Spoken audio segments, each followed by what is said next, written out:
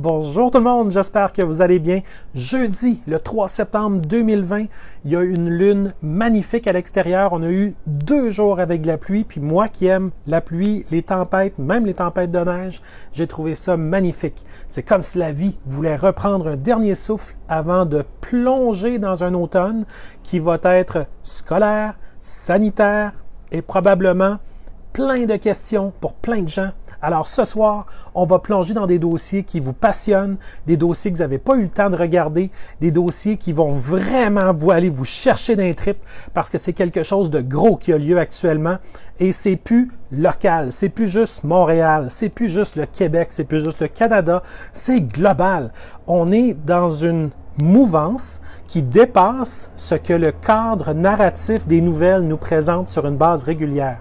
Autrement dit, pour mieux voir ce qui se passe, il faut s'éloigner un petit peu de ce qui a cours pour mieux voir l'ensemble de ce qui se trame par des gens qui, depuis les ombres, sont capables d'influencer ce que nous, on considère être notre réalité.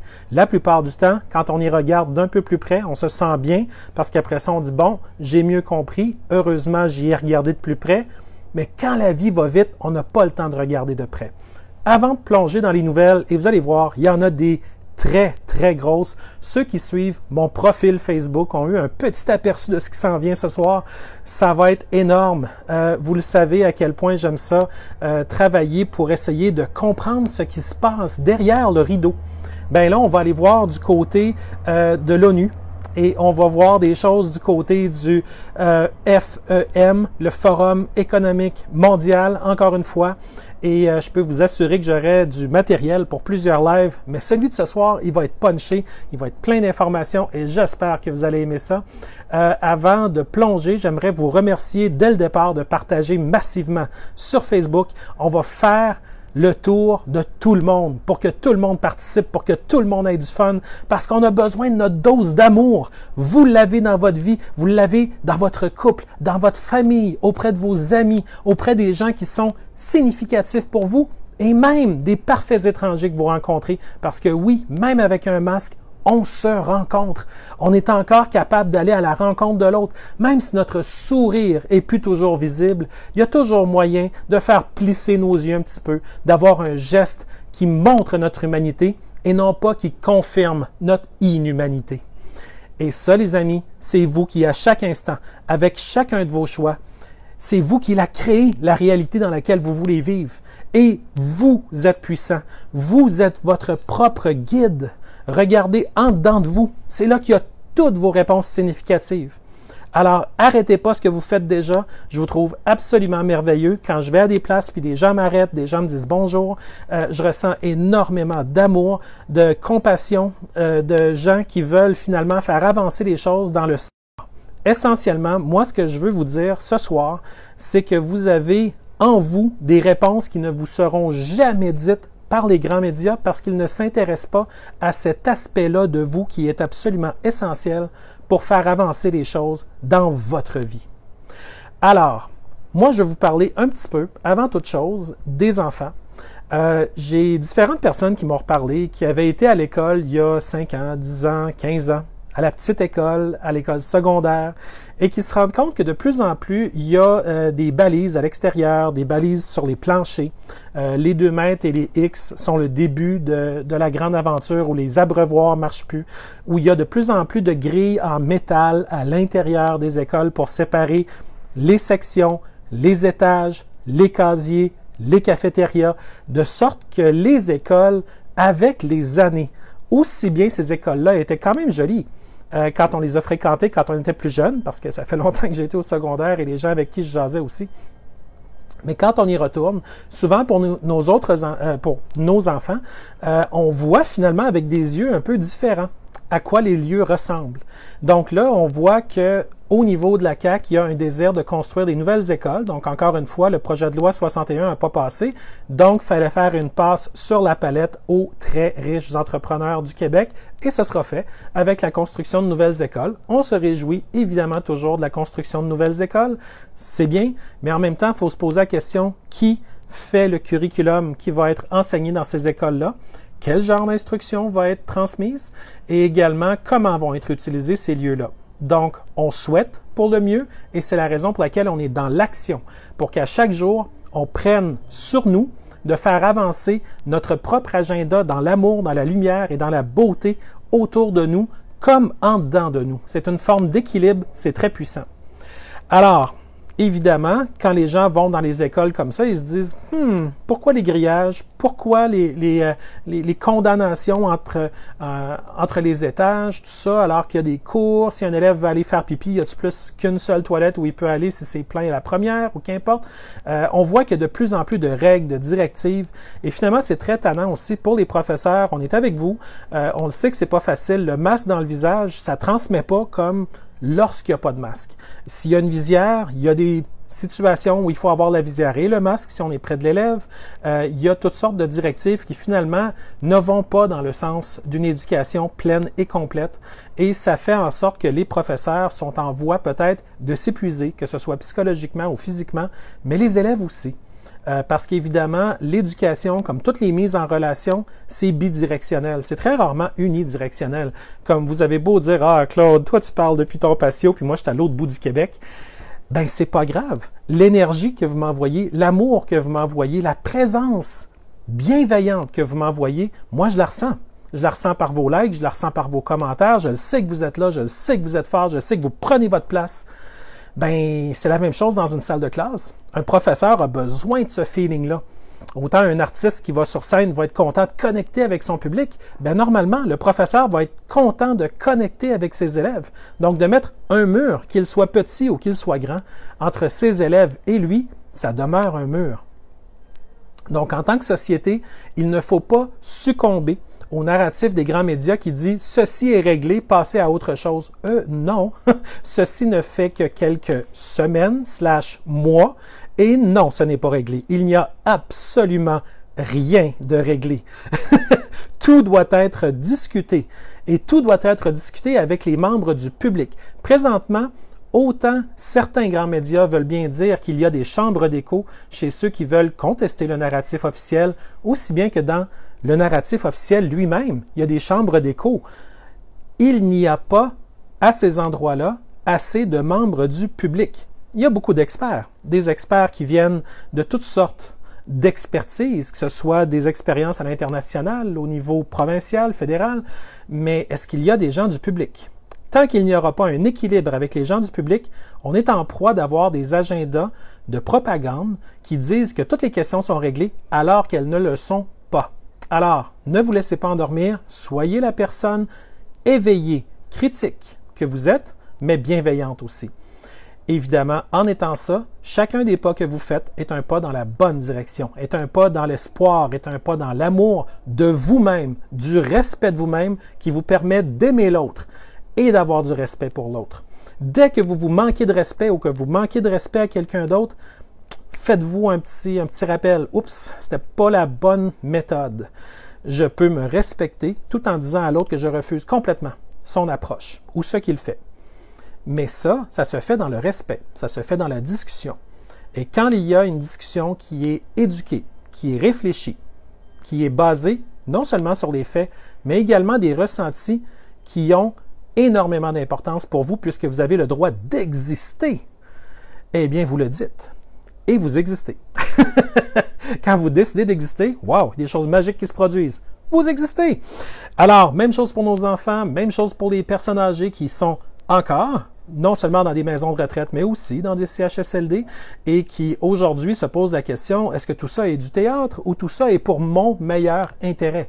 C'est très important qu'on se pose ces questions-là en tant que société parce qu'on est quand même rendu le 3 septembre 2020 et aujourd'hui, on voit que le message ambiant, aussi bien au niveau de Theresa Tam, au niveau du ministère de la Santé publique canadienne, que du Dr Horacio Arruda au Québec, c'est d'avoir un agenda non seulement sur plusieurs mois, peut-être du 18, 24 mois ou peut-être même jusqu'à 5 ans ou plus. Alors cet agenda-là, de toute évidence, n'a pas évidemment votre meilleur intérêt à cœur parce que je pourrais difficilement, moi, en tant que premier ministre, dire je vais empêcher les gens d'avoir leur maximum d'oxygène et je vais le faire pour leur bien. C'est très périlleux comme proposition. Mais évidemment, ça nous appartient à tous de faire notre propre recherche, de faire notre propre avec notre propre jugement, notre propre position, on la développe avec les choses qu'on apprend. Et Dieu sait que ceux qui m'écoutaient ce soir, je vous sais un petit côté Indiana Jones pour aller chercher l'information et vous êtes de plus en plus impressionnant. J'espère que vous le savez. Quand je vous lis, quand je vous vois, vous êtes... Puis j'ai vu qu'il y en a d'autres qui ont commencé un petit peu la même approche que je l'ai pris à d'autres de toute évidence, là, je ne l'ai pas inventé, mais un peu l'approche que je fais de dire une couple de paragraphes, l'épreuve. Une couple de paragraphes, l'épreuve. Puis ça fait des documents quand on les publie, que ce soit dans Facebook, dans MeWe, dans WeGo, dans Gab, dans Minds, dans VK, dans BeesBuzz. Quand on le diffuse partout sur les plateformes de réseaux sociaux, puis MeWe.com, c'est très cool en passant, les amis. J'espère que vous allez me rejoindre là. Juste dans la dernière semaine, en passant, merci à tous ceux qui sont venus me rejoindre. Des centaines de personnes sont venues me rejoindre dans VK. Et puis, vous êtes des centaines et des centaines de plus à me suivre depuis la dernière semaine dans VK. Je vous ai friendé, vous êtes mes amis. Puis la consigne que je vous donne, c'est aller devenir ami avec tous mes amis dans VK. Donc, évidemment, c'est simplement qu'on contourne les fact-checkers, les gens qui sont payés, évidemment, par des organisations qui sont payées souvent à même nos impôts et taxes en partie, pour essayer finalement de faire tomber tout narratif qui irait à contre-courant de la propagande officielle. C'est très efficace, ma foi, il faut que je leur donne. C'est un truc qui a été pensé pour faire agir le public contre lui-même.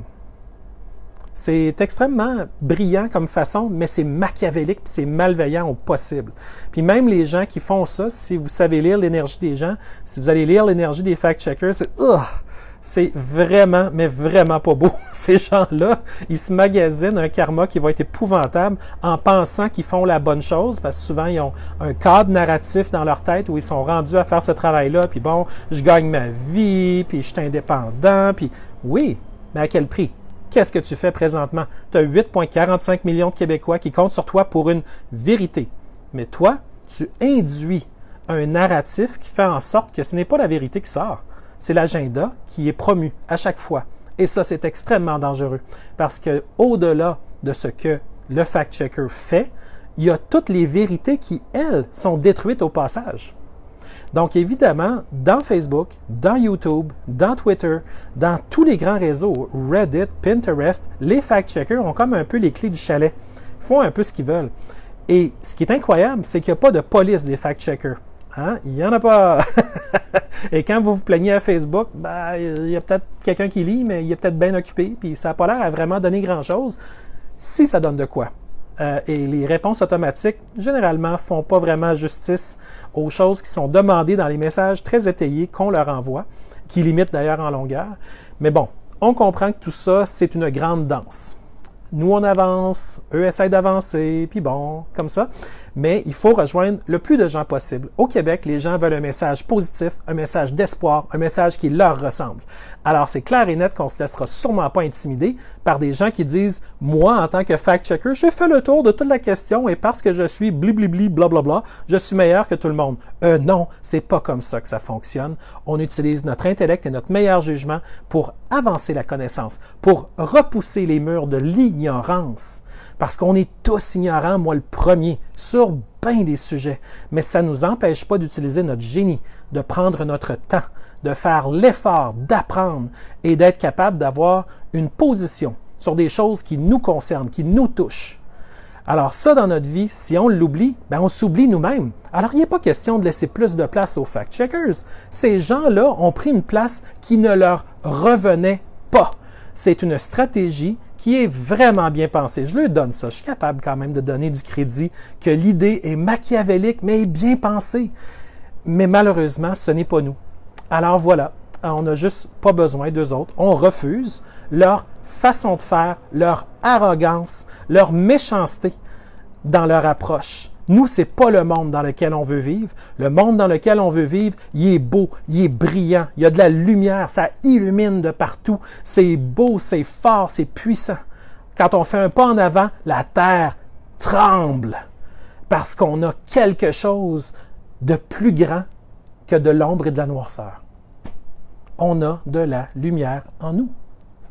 On en émet, on en canalise, on est capable de la mouler, on est des créateurs. Alors, de tomber dans la victimite des fact-checkers. « Oh, je savais pas, ils sont donc fins, les fact-checkers, ils ont fact-checké. » Non, non, ils n'ont rien fait à part te tromper encore plus. Parce que j'ai cherché, j'ai vraiment cherché, je voulais vraiment arriver à soir et dire « OK, j'ai trouvé une affaire qu'un fact-checker a dit, puis c'était vraiment ça. » Puis même dans les affaires toutes simples, où il avait vraiment raison, le fact-checker, il disait la bonne affaire. Juste après, il disait quelque chose qui rentrait dans le narratif de la propagande, puis finalement, il a juste instrumentalisé la bebelle qui avait raison pour ramener le lecteur sur le narratif officiel du gouvernement ou de l'OMS ou de protéger Bill Gates ou Soros, parce que c'est eux autres qui financent le Poynter Institute. C'est une belle grande roue où tout le monde s'alimente les uns les autres. Hein? N'oubliez pas, c'est juste que nous, on n'en fait pas partie. Alors, 8,45 millions de Québécois, c'est à vous que je parle. Puis même si vous n'êtes pas initialement d'accord avec moi, écoutez-moi, écoutez ce que j'ai à dire, puis regardez ce que vous en pensez, puis faites-vous votre propriété. Suivez-moi pas, suivez-vous vous-même. Arrêtez de donner votre pouvoir aux autres. Arrêtez de donner votre argent à n'importe quoi. Suivez-vous, vous. Financez-vous, vous. C'est vous qui êtes hot, c'est vous les stars. Hey, vous êtes forts. J'espère que vous le savez. Hein? Puis aujourd'hui, il essaie de nous envoyer plein de choses. Mais le seul moment où il gagne, c'est le moment où on met un genou par terre. Mais tant qu'on reste debout, proverbialement, devant ça et qu'on refuse la tyrannie, même si la tyrannie se produit, on la refuse pareil. On ne l'accepte pas. Ils vont revenir à la charge. Ils ne se lasseront jamais. C'est leur façon de faire. Les dettes, la maladie, puis la méchanceté. C'est leur façon de faire. La peur, l'angoisse, l'anxiété, c'est tout dans la même machine. Mais ça donne que nous autres, on va rayonner notre lumière pareil. Alors, qu'importe ce qu'ils font, on va quand même demeurer fort dans notre lumière. Mais ça ne nous empêche pas, entre-temps, de démasquer ce qu'ils font. Et c'est un peu dans ça qu'on va plonger ce soir. J'espère que vous ne m'en voulez pas pour jaser un petit peu comme ça avec vous, parce que pour moi, c'est extrêmement important. Ce que je fais est évidemment prenant. Vous le voyez avec tous les articles que je publie dans Facebook à grand renfort de preuves, puis de liens, puis tout est là. Puis ça demande énormément d'énergie. Puis je vous remercie ceux qui croient en moi. Je sais que vous croyez en moi si vous m'écoutez, mais ceux qui vont l'autre étape plus loin puis qui m'aident avec des dons, c'est grâce à vous que je peux faire tout ça. Alors j'ai évidemment une gratitude infinie envers vous. Puis même si vous ne m'envoyez pas de dons, c'est pas grave, vous m'envoyez vos conseils, votre amour, votre gentillesse. Regardez, c'est hallucinant ce que vous faites pour moi. Puis moi, j'espère en retour que ce que je vous donne, ça vous amène plus loin. Puis vous allez voir que ce soir, les dons que je reçois, c'est rien en comparaison des dons qui sont demandés par des grandes organisations qui s'empiffrent dans les centaines de millions de dollars alors qu'ils sont déjà multimilliardaires. Alors évidemment, j'ai aucun complexe à dire aux gens, si vous aimez ce que je fais, si vous êtes fiers de ce que je fais, si vous pensez que c'est important que je défende le sens commun, pendant que vous allez à la guerre, à votre façon, au travail, puis ailleurs, ben c'est correct de m'envoyer un don. Who cares? C'est grâce à ça que je peux, moi, tout mettre mon énergie à faire ça. C'est ça qui fait en sorte qu'on a du matériel qui est punché, qui est fort, qui avance bien. C'est célébré par un klaxon de train en plus. Wouh! C'est même pas prévu. Il va falloir que j'aille le féliciter après. Il est arrivé au bon moment. Mais, vous savez, la gang, c'est ensemble qu'on fait ça. C'est vous, c'est moi, c'est tout le monde, les milliers et les milliers de personnes qui nous écoutent par après. Et ça fait vraiment le tour de la Terre. C'est pas juste au Québec, c'est bien ailleurs. Et ensemble, on est vraiment, vraiment, vraiment à la place où on doit être. Présentement, on apprend plus vite qu'on n'a jamais appris. Il y a plein de monde qui me disent qu'ils trouvent que les journées passent vite. C'est normal. C'est parce qu'on est en train d'établir en nous une nouvelle fréquence énergétique qui nous permet de voir plus large, qui nous permet d'en recevoir plus, d'en comprendre plus, pour être capable de se définir d'une manière encore plus précise qu'auparavant. Ça se peut qu'il y ait des gens qui disent « Wow, ce que je faisais hier, ça ne me convient plus aujourd'hui. » Et c'est correct. Vous avez changé de fréquence énergétique. C'est comme changer de poste de radio. C'est pas que le nouveau poste de radio est forcément meilleur que l'ancien, mais il est différent. Mais je pense que la plupart qui m'écoutez, vous êtes en train de monter vos fréquences à plusieurs égards. Et ça fait en sorte que le poste de radio qui marchait hier, ben il marche plus aujourd'hui. Parce que là, vous avez fait des choses extraordinaires comme commencer à vous respecter, commencer à penser de manière critique, commencer à sortir d'une matrice où vous étiez à genoux pour que quelqu'un d'autre puisse vous faire du petit galop sur les épaules. Ben, vous vous remettrez plus jamais à genoux.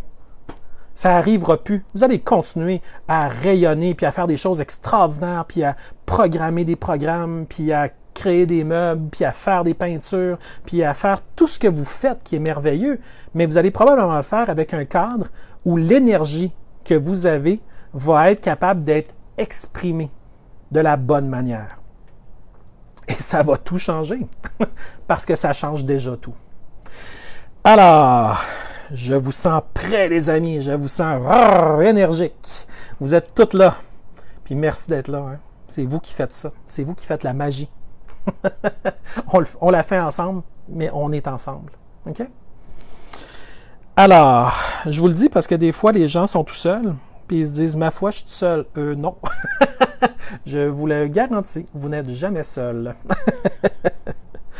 Alors, une nouvelle, et elle date quand même du 27 août 2020, donc déjà une semaine, ce qui équivaut à quoi? Un an dans le cadre actuel des choses, tellement les choses vont vite, tellement c'est une chute de nouvelles à tous les jours qui viennent de partout dans le monde, que ce soit l'Australie, Nouvelle-Zélande, l'Europe, la manif à Berlin, les manifs Ottawa, Montréal, tout ce qui se passe à New York, à Los Angeles, c'est majeur.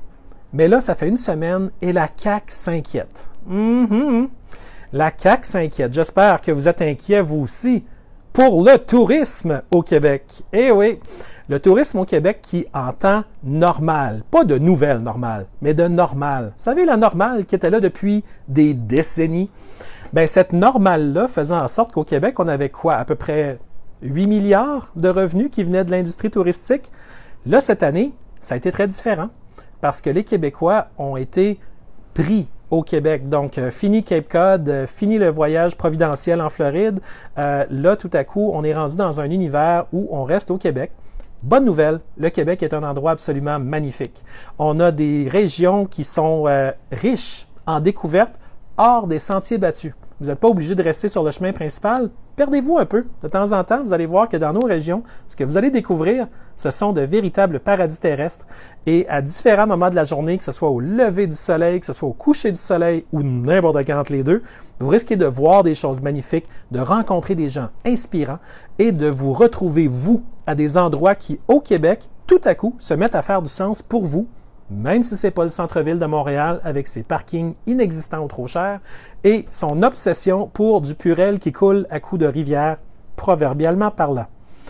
Alors voilà. Donc la CAQ s'inquiète du tourisme au Québec et puis moi, mon commentaire éditorial, c'est après avoir tué le tourisme au Québec le 13 mars 2020. On se rappelle que le 13 mars 2020, le Québec a été fermé de manière sauvage.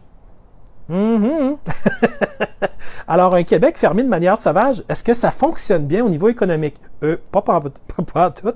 Et évidemment, les compagnies aériennes, les restaurants, les hôtels et tout ce qui gravite autour du tourisme a dû se réinventer très vite. Parce que les Québécois étaient devenus un petit peu ipso facto la seule clientèle possible pour plusieurs de ces établissements de tourisme-là. Et aujourd'hui, la CAQ s'inquiète du tourisme au Québec. Évidemment, c'est un bon temps pour s'en inquiéter après 5 mois plus. Eh bien, ça aura pris 5 mois avant que la CAQ commence à s'inquiéter du tourisme au Québec. Ben, coudonc! À croire qu'il y avait autre chose de très important. Où était le ministre du Tourisme? Où était-il? Alors, évidemment, on sait, nous, que les gens qui font du tourisme, si on veut les encourager, on n'a pas besoin d'un billet du gouvernement.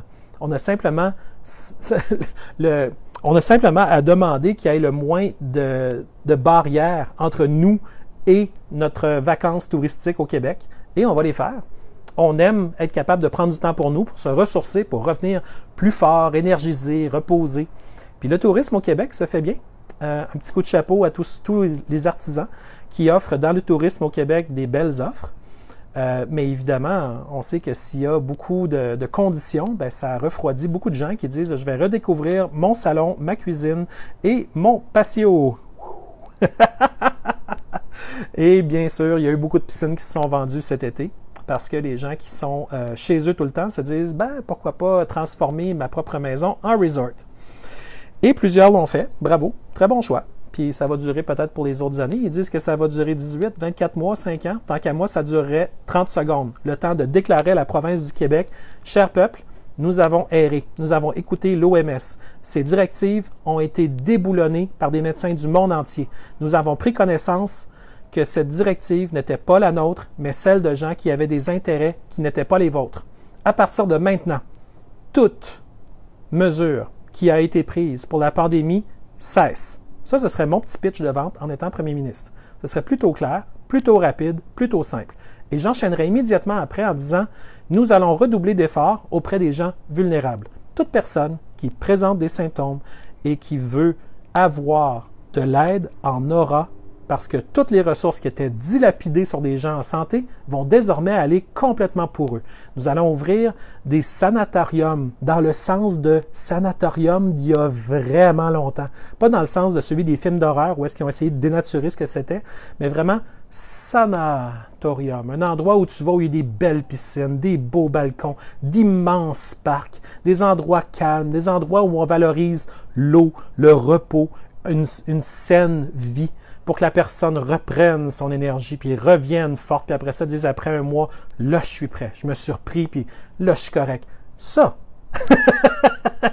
enfants, adultes, personnes âgées, on refait ça. On a tellement de beaux coins au Québec, puis on ferait en sorte que là, on valorise pour toute la population, on fait un effort pour de la belle vitamine C, de la D3, du soleil, du zinc, avec un petit peu de cuivre. Ça, c'est ma méthode à moi.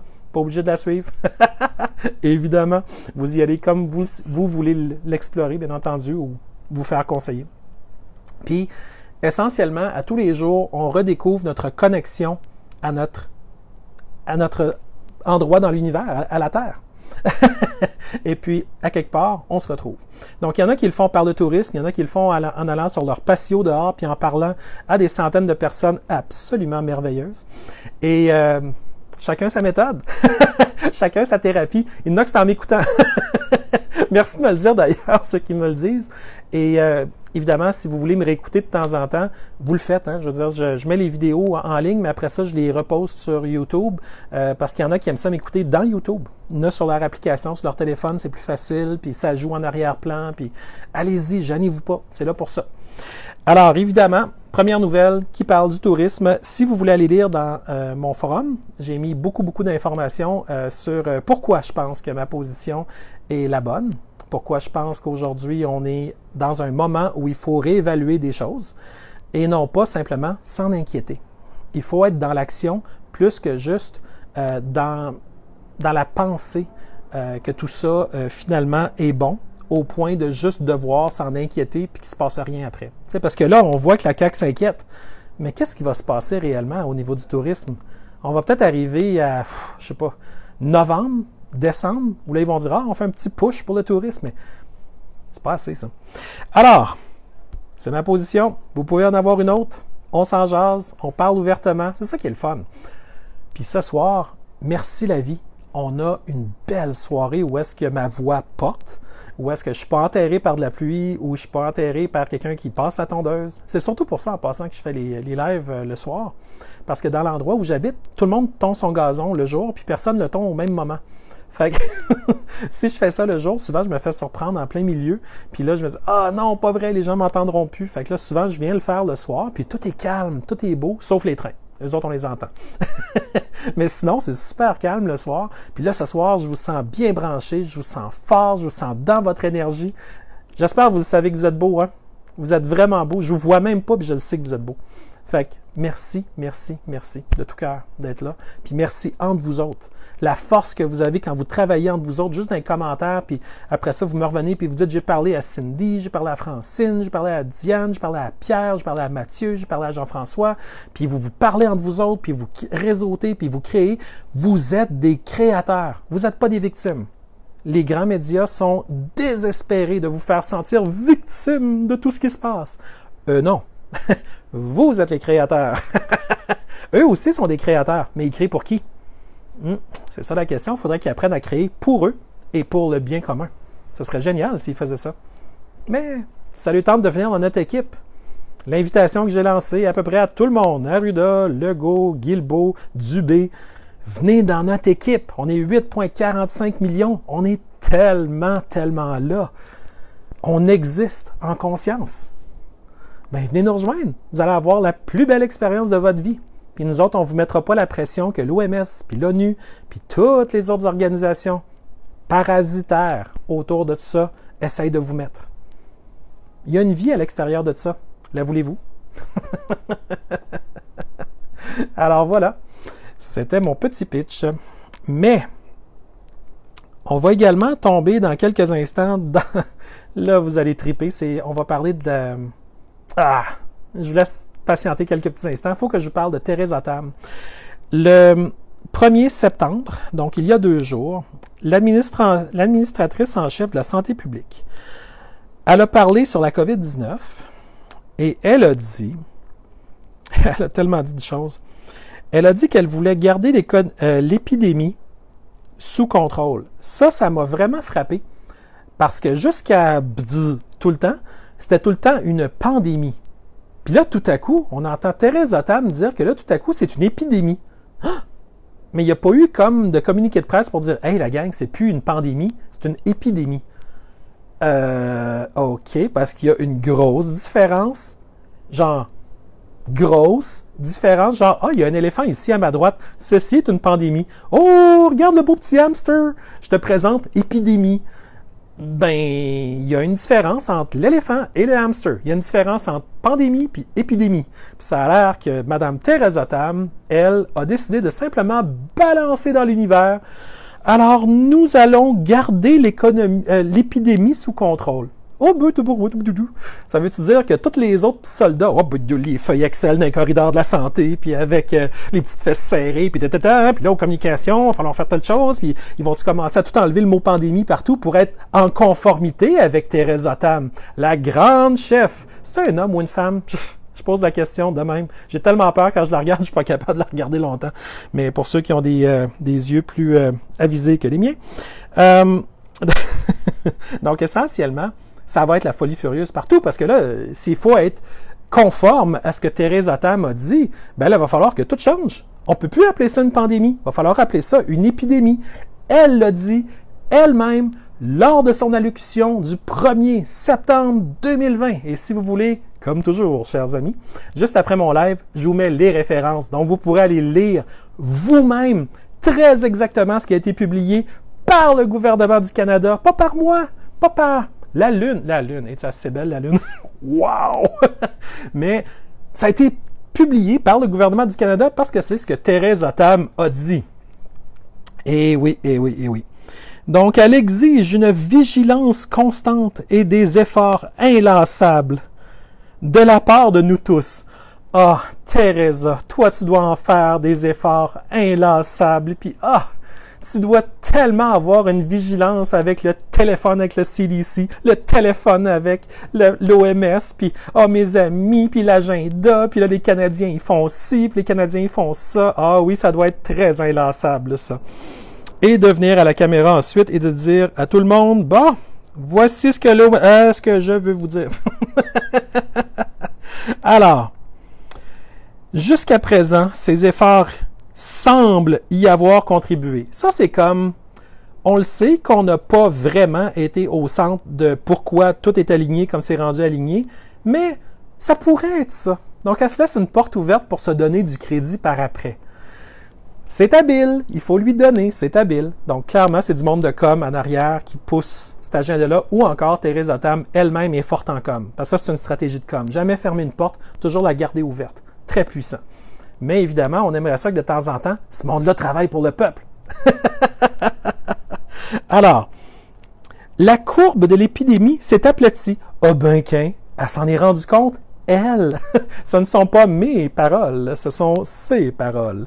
Alors, ce serait bien qu'elle ait un coup de téléphone à donner à Horacio Arruda au Québec pour lui dire que, regardons ça, toi, au Canada, la courbe s'est aplatie.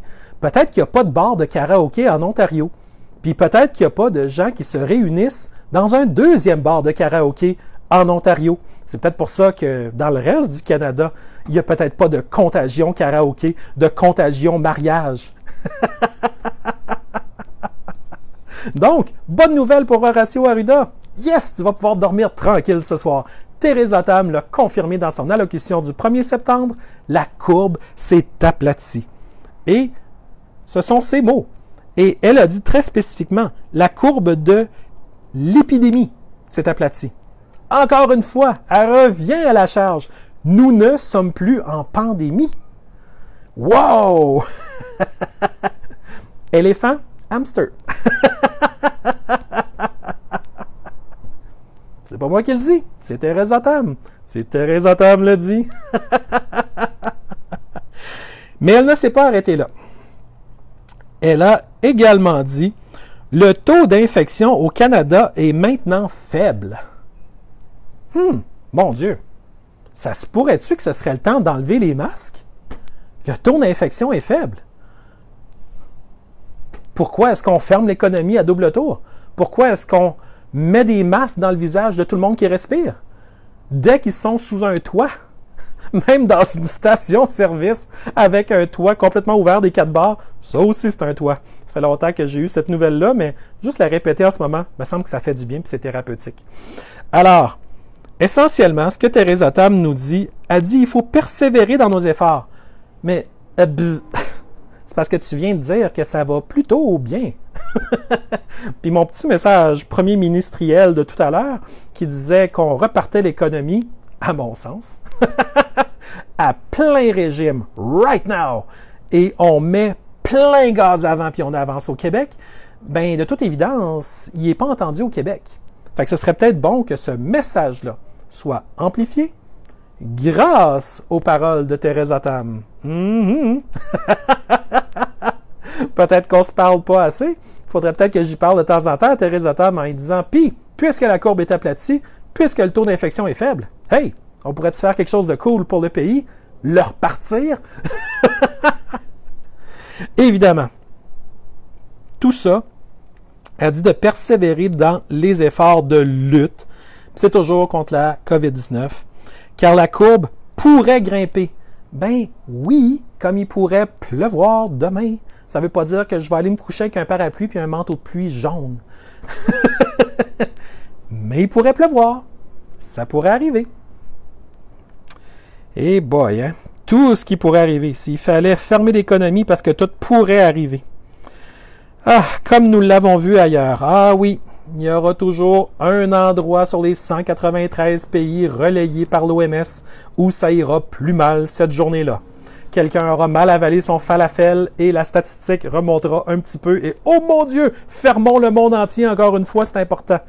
Ça, à un moment donné, quand ça vient trop gros, là, vous avez beau être pour ou contre le masque ou qu'importe, je veux dire, à un moment donné, là, sérieux, allez les voir, les infos, ils sont là. Puis lisez-les, faites-vous votre propre idée. Ayez confiance en vous. Puis arrêtez de juste écouter ce que les grands médias disent, puis allez voir les vraies nouvelles, ce qui est jamais rapporté dans les nouvelles. Parce que ça, vous l'aurez compris, ça n'a absolument pas été rapporté. Il faut fouiller, il faut les trouver, les infos. Puis moi, je vous les partage, parce qu'on est une équipe. Et on avance. Et je suis vraiment fier d'être dans votre équipe en passant. Je vous le dis souvent, mais je pense que l'amour, ça se distribue plus que moins. Puis c'est comme ça qu'on se sent bien. Donc, je suis content d'être bien avec vous. Ici, bon, et mon Dieu que je pourrais faire du millage encore avec ça.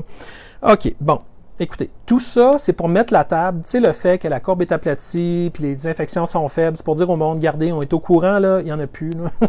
Comme, on essaie de l'inventer, puis ça ne marche pas. Là.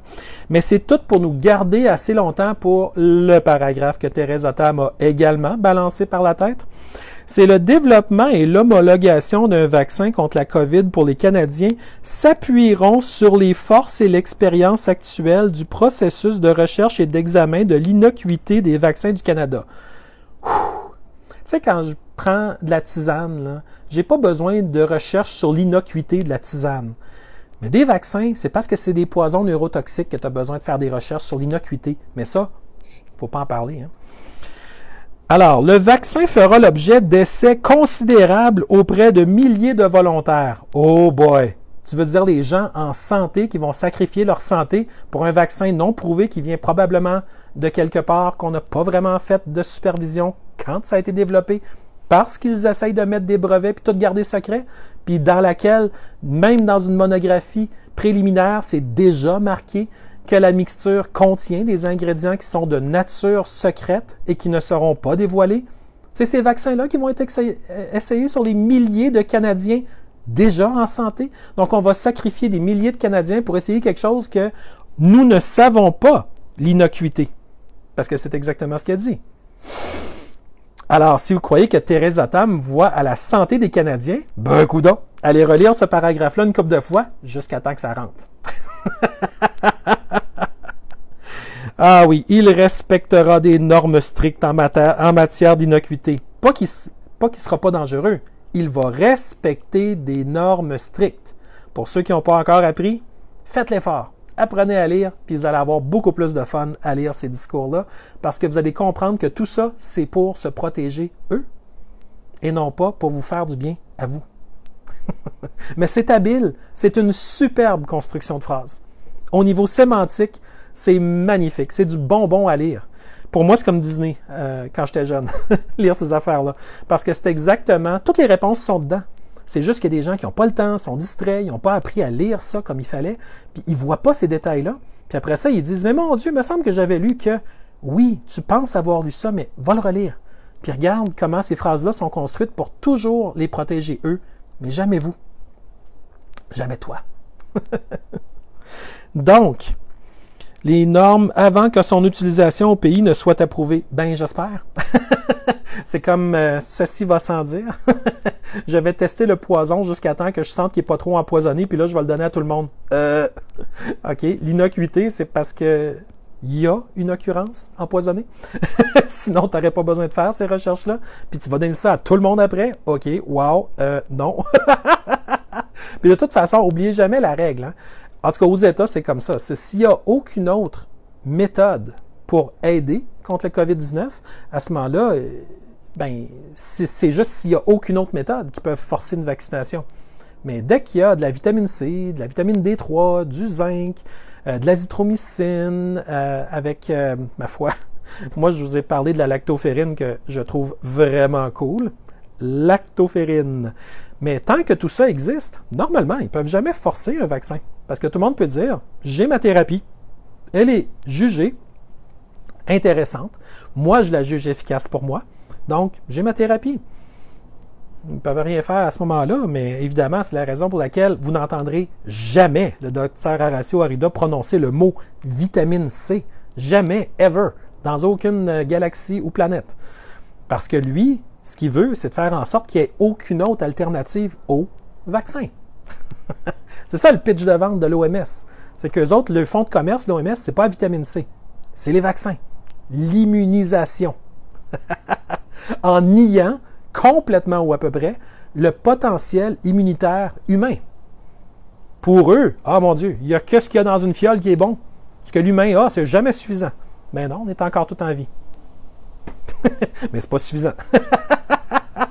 Donc, toutes ces choses-là, ça se discute. On n'a pas besoin d'être pour ou contre. On a simplement besoin de bien lire puis de voir qu'on se situe dans un cadran où est-ce qu'on dit « One minute, il y a des choses qu'il va falloir qu'on parle, puis c'est pas parce qu'un laboratoire a dit quelque chose que tout à coup, il faut tout accepter comme un chèque en blanc.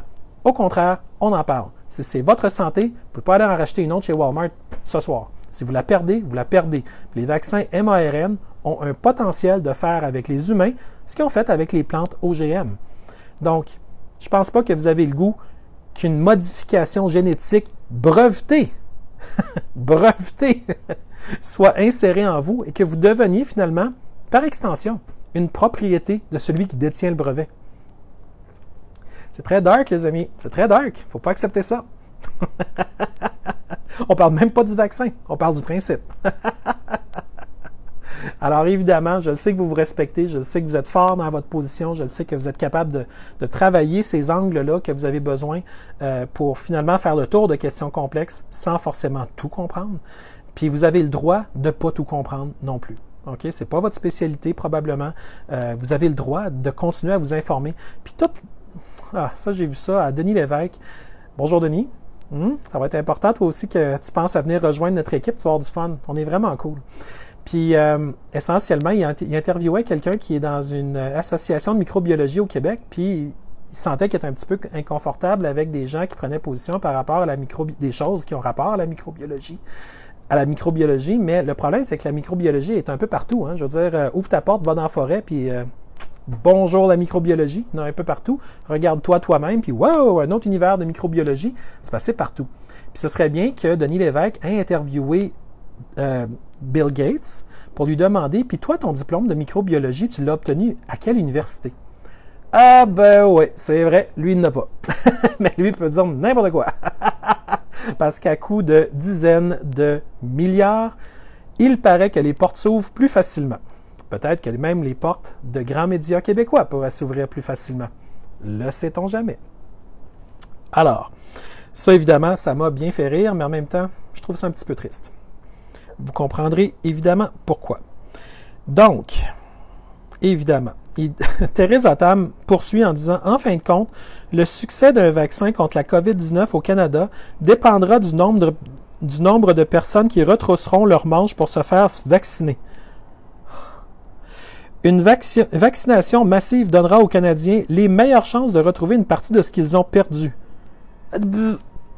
La courbe est déjà aplatie, le risque d'infection est faible, mais ça prend la vaccination.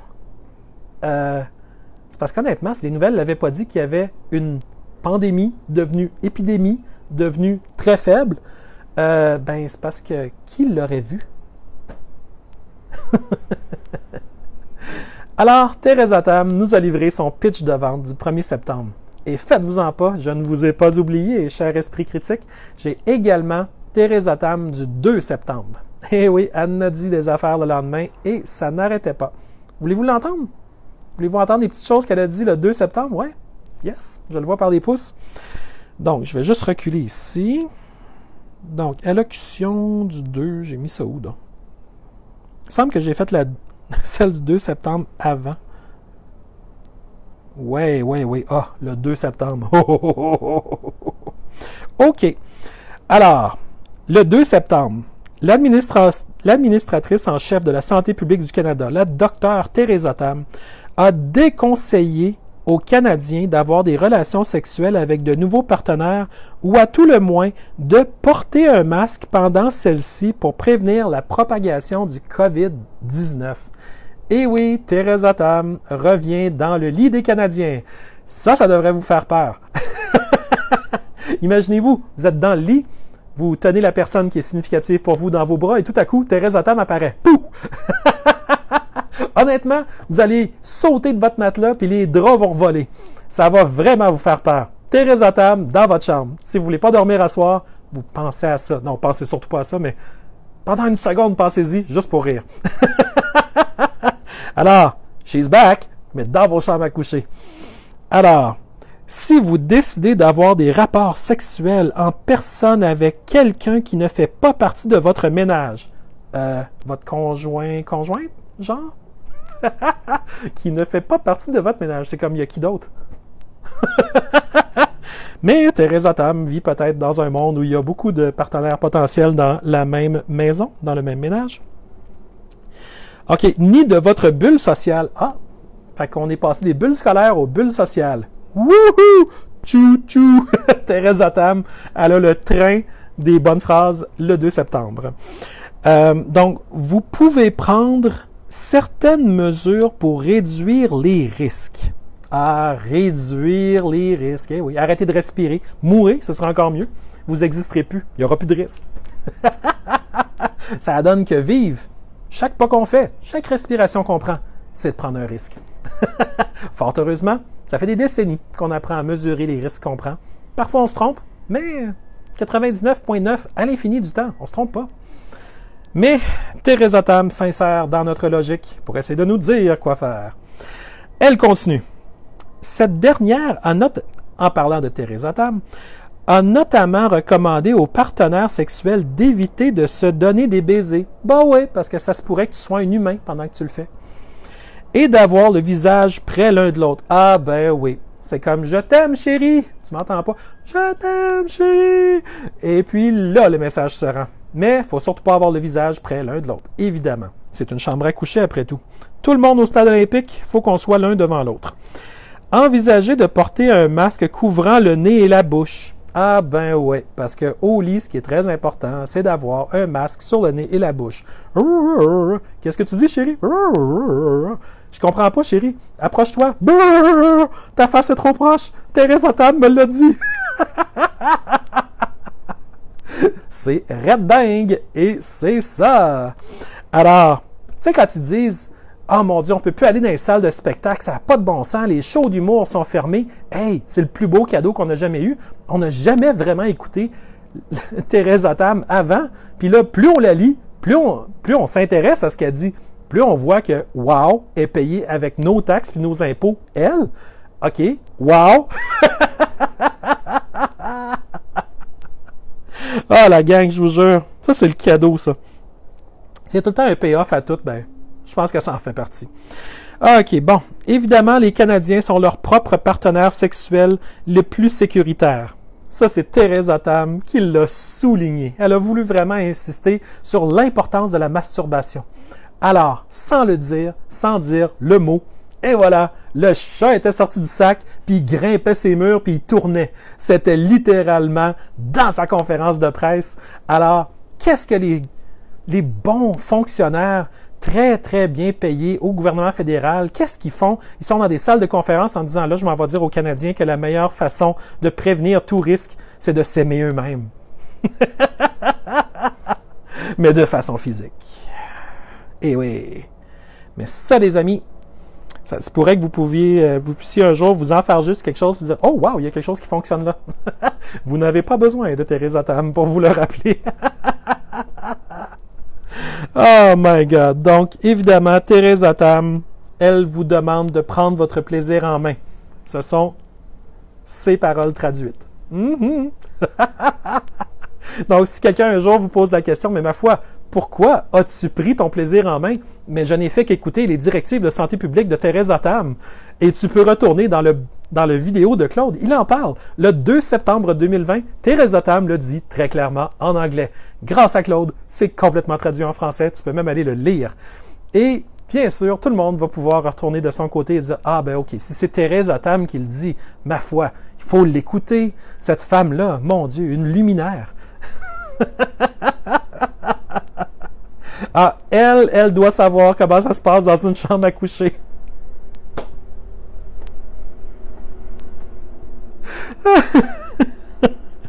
Oh boy.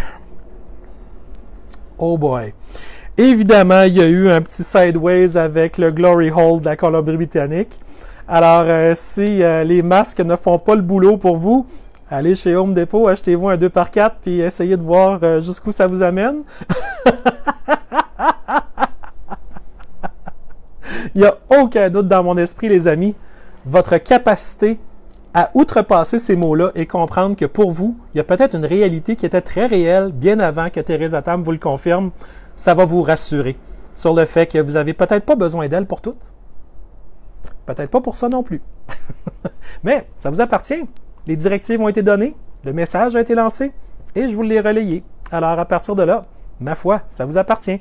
C'est comme une balle dans votre main. Vous pouvez la lancer, jouer avec, vous faire plaisir. C'est Thérèse Tam qui le dit. On peut difficilement dire autre chose. Alors, vous l'attendiez. Vous avez vraiment hâte, vous êtes enflammé, vous avez partagé le vidéo un peu partout parce que vous le savez que ça s'en vient, puis vous savez que ça va être du lourd. On va parler de la Fondation des Nations Unies et de ses partenaires. Et ces partenaires-là, ils sont peut-être encore plus proches que ce que Thérèse Tam imagine dans nos chambres à coucher. Et vous allez pouvoir le voir à partir de maintenant. Imaginez la manière dont la fondation des États-Unis se présente, parce qu'il y a une fondation des Nations Unies. J'étudie des États-Unis, des Nations Unies se présente, c'est en disant que le partenariat est dans notre ADN. Ah ouais? Tu es une fondation des Nations Unies, puis tu ne te gardes pas une petite gêne plus que ça? OK. Donc, nous sommes fiers de nous associer à un large éventail d'organisations. À ça, l'éventail d'organisations, vous allez voir que si vous connaissez bien le Parti démocrate américain et la tentacule parasitaire partout à travers le monde, vous risquez de revoir des noms très intéressants passer. Alors, lorsque nous travaillons ensemble, ça c'est toujours la Fondation des Nations Unies qui dit ça, nous pouvons accroître notre impact. Ben oui, ben c'est sûr. Bravo, c'est une excellente chose d'augmenter l'impact quand on travaille tout le monde ensemble. C'est un peu comme ça que tout fonctionne. Et aider l'ONU. Ah, faut aider l'ONU. Ouais. Là, la vraie vérité vient de sortir pendant un court segment de phrase. C'est pas aider l'humanité, hein? C'est aider l'ONU. Hein? Très important, les amis. Oubliez jamais ça. L'ONU aide l'ONU. La Fondation vous le dit nommément. Ça aide l'ONU. Eh oui. Donc, à faire plus pour réaliser des progrès mondiaux pour tous, partout. Moi, c'est drôle, mais j'ai jamais vu un progrès mondial dans ma cour. OK? Je ne sais pas où est-ce qu'ils font leurs progrès mondiaux, mais c'est clairement pas ici. Par contre, pour avoir la main tendue et puis nous demander, puis jamais arrêter de nous demander, ils sont tout le temps là. Fait que ça, c'est la réalité. Hein? Ensuite, la Fondation dit, la Fondation des Nations Unies, nous mobilisons l'expertise et l'ingéniosité des dirigeants de la philanthropie. Ah, la philanthropie. Parce qu'elle n'est pas du tout mise à mal, la philanthropie. Hein? Depuis la sortie des Panama Papers, le bottin téléphonique multiplié par 100 000, avec tout ce qui s'est passé, avec le ICIJ, qui sont encore en train de gratter à la surface de tout ce qu'il y a là-dedans. Non, c'est tout du bon monde, ça. Philanthropie. Ouais. Ben, souhaitons-le, mais quand on se met à chercher. Alors, donc les dirigeants des affaires, des médias et de la société civile et d'autres secteurs. Ah ouais, fait que les médias aussi sont avec vous. Vous allez voir, sont là. Mais les médias aussi sont avec la Fondation des Nations Unies. Mais c'est donc ben le fun, ça. Ça veut dire qu'il y a un lien direct entre les Nations Unies, sa fondation, puis les médias. Wow! Alors, pour tous ceux qui vont dire « Ah, vous voyez, des complots partout. » Non, c'est pas un complot. C'est comme c'est écrit noir sur blanc. En fait, lui, c'était bleu ciel sur blanc parce que c'est l'ONU, là, mais je veux dire, ça reste que c'est écrit. C'est là, c'est pas nous autres qui allons dans aucune direction. C'est littéralement eux qui le disent. Il faut juste s'attarder 2 petites secondes puis le lire. Alors, des problèmes mondiaux et soutenir l'ONU dans la construction d'un avenir plus pacifique. Ça va être tough, ça, parce que ça donne que plusieurs conflits viennent justement du fait que les peuples se sont fait abuser puis qui n'ont pas eu aucun mécanisme pour être capable de rétablir les torts que des étrangers ont faits. Et l'ONU est intervenue pour permettre à l'étranger de continuer le tort, créant des situations absolument explosives qui ont explosé dans toutes sortes de directions et qui ont été maquillées par... Attends un petit peu, c'est-tu les médias? Ah oui, les médias. Les mêmes qui sont en liesse avec la Fondation des Nations Unies. Donc, dans la construction, blablabla, pour une liste plus complète de nos partenaires explorés ici, tout ça, bon. Selon vous, OK, parmi les partenaires des Nations Unies, quel est le premier partenaire de la Fondation des Nations Unies? Ah, allez, faites-vous confiance, là. C'est qui vous pensez qui est le premier partenaire de la Fondation des Nations Unies? Ah, je sais que vous le savez, allez-y. Ah, que vous êtes forts. Évidemment, c'est la Fondation Bill and Melinda Gates. Eh oui, ils sont là. Mais pas à peu près en passant. Hein? Imaginez-vous donc. Donc, ils sont un partenaire à part entière. Évidemment, eux autres, ils payent. Fait qu'ils veulent des résultats. Dans le soutien à Family Planning 2020. Donc, ça, c'est ils appellent ça le contrôle familial, le planning familial, mais en réalité, c'est les avortements. Donc, c'est vraiment ça. Donc, Bill Gates, à travers la Fondation des Nations Unies, qui présente ça comme « Ah, c'est la plus belle chose qui a jamais existé, on fait du planning familial ». En réalité, c'est l'agenda d'avortement. Et si vous creusez, même pas fort, là, juste un peu, vous allez le voir tout de suite, vous pouvez aller lire le Family Planning 2020. Tout est l'agenda 2020, tout est 2020 puis 2030. C'est évident, c'est ça leur plan de match. C'est pas le nôtre, mais c'est le leur. Ça montre un petit peu dans quelle équipe ils sont. Alors, ensuite de ça, dans quoi ils sont? Ils sont dans le Digital Impact Alliance. Ils appellent ça le DIAL, D-I-A-L. Le Digital Impact Alliance, c'est simplement des technologies pour tout contrôler. Littéralement.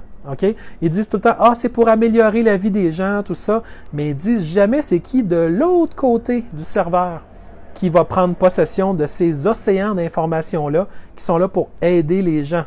Évidemment, on reconnaît Bill Gates avec son immense infrastructure technologique qui doit probablement avoir un doigt dans les gâteaux, pas juste des vaccins, mais également des technologies derrière l'initiative conjointe avec la Fondation des Nations Unies pour que ça passe bien.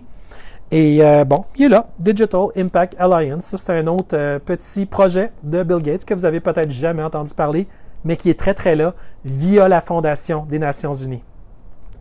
Autre projet, le Universal Access Project. Ça, si vous êtes woke, vous allez adorer le Universal Access Project et de nombreuses autres initiatives de la Fondation des Nations Unies.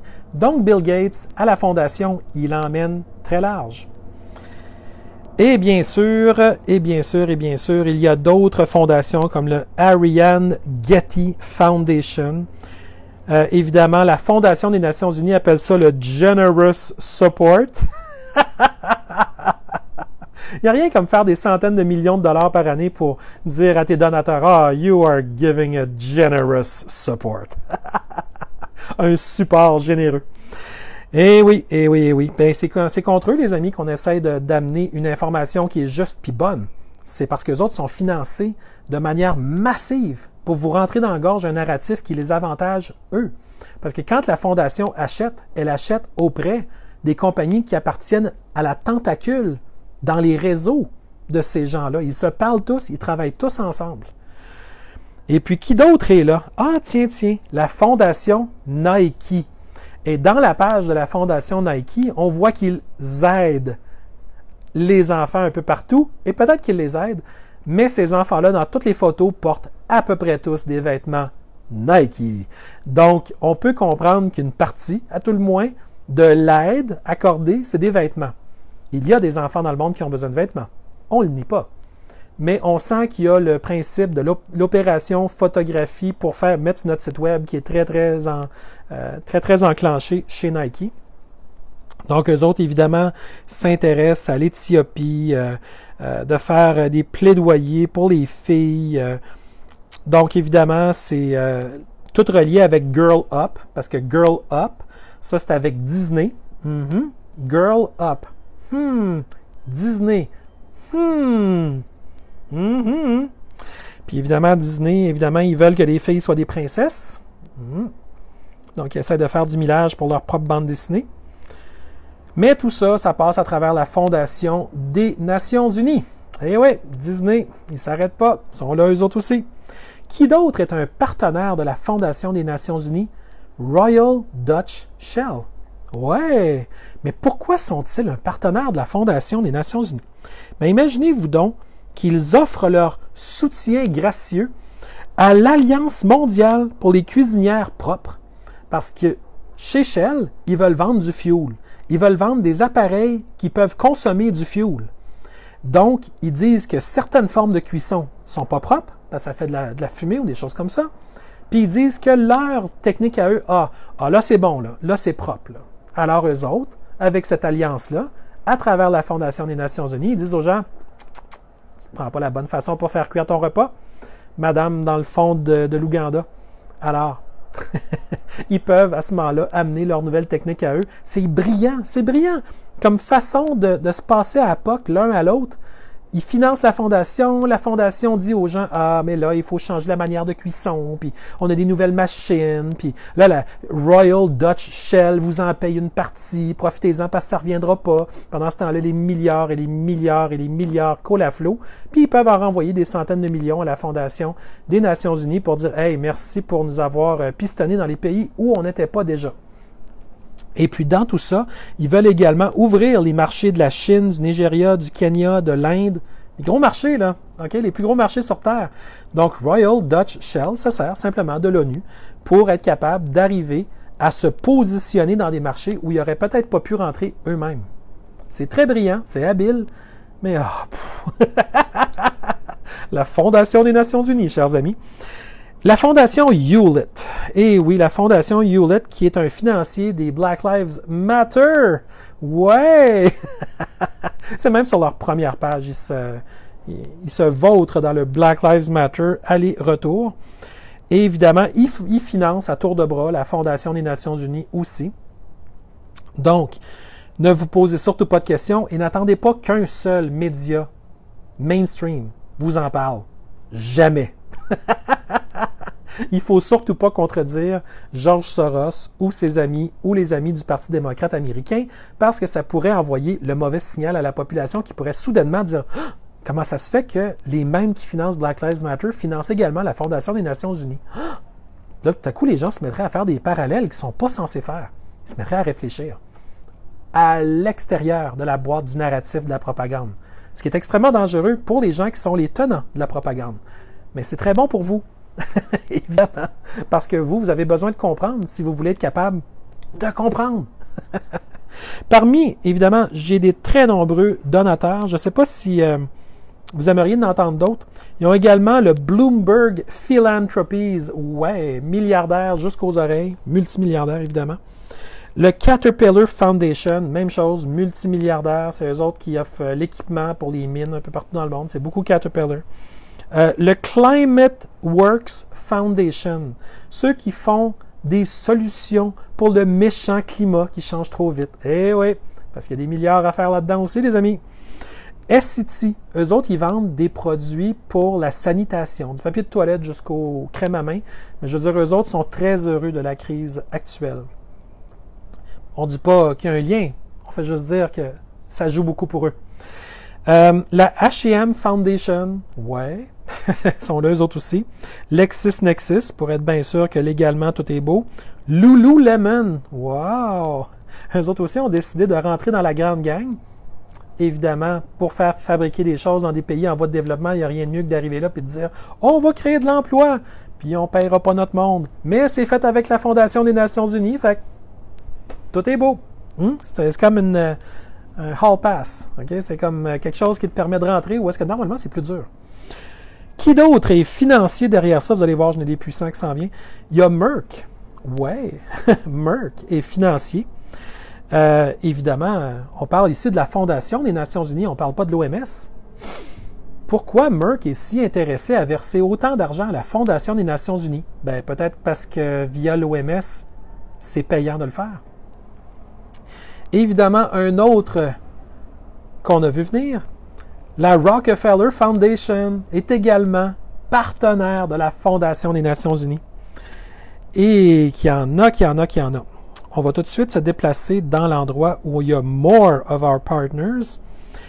Et il y a des compagnies comme Nestlé, il y a des compagnies comme Pfizer, la Philips Foundation, Procter & Gamble, la Skoll Foundation, Sony, Citibank, Coca-Cola. Oui, parce qu'eux autres, évidemment, comme tout le monde, ils veulent mettre leur argent dans quelque chose où ils peuvent ouvrir des marchés, garantir des routes commerciales. C'est un peu ça que ça fait, la Fondation des Nations Unies. Ça fait ton PR, ton lobbying auprès des gens de l'ONU qui s'attendent à ce que la Fondation vienne les voir.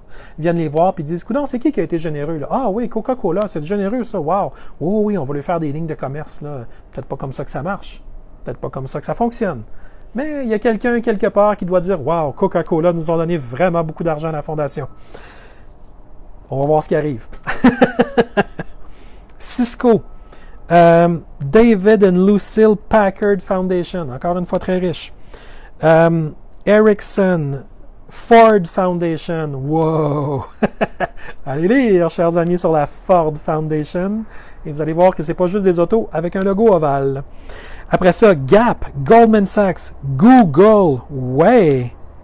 Google est un financier de la Fondation des Nations Unies. Eh bien, Guggenheim Partners, Kenneth Cole Productions, White & Case, des affaires que je connais moins, mais il y a quand même UPS, Unilever, qui fait des savons, Sumitomo Chemical, qui est très gros au Japon, Terminix, qui est gros également, Puis évidemment, tout ça, ben, c'est des fondations qui se grattent le dos entre elles. Parce qu'évidemment, une fondation, ça peut donner de l'argent à la fondation de l'ONU, mais l'ONU peut y redonner de l'argent pour aller sur le terrain pour faire une intervention. Tout se fait. Et évidemment, moi, je voulais vous parler de ça simplement pour vous dire qu'il existe une fondation des Nations Unies et devinez quoi? Ils vous demandent de leur faire des dons. Ouais! Alors vous, là, est-ce que vous allez faire des dons à la fondation des Nations Unies, sachant que c'est Bill Gates qui mène la parade? Est-ce que vous avez le goût de donner votre argent à la Fondation des Nations Unies? C'est vraiment eux que vous voulez aider? Parce que le principal cheval de bataille de la Fondation des Nations Unies, c'est le immunization.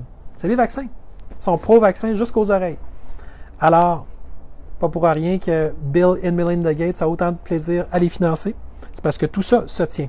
Et oui, Amazon Web Services est également un financier de la Fondation des Nations Unies. Alors, si vous avez du change qui traîne, envoyez-le ou donnez-le à l'UNICEF. Not. Non. Puis ceux qui seraient tentés par l'UNICEF, j'ai juste fait une petite recherche pour vous parce que je me disais que ça vous intéresserait. Les partenaires de l'UNICEF USA, parce que j'ai vraiment été voir aux États-Unis. Savez-vous c'est qui le premier partenaire de l'UNICEF États-Unis? Là? Gros partenaire. Cherchez encore. Ben non, je ne vous fais pas chercher. C'est la fondation Bill et Melinda Gates, en haut de 100 millions de dollars. Eh oui, c'est lui qui finance l'UNICEF USA.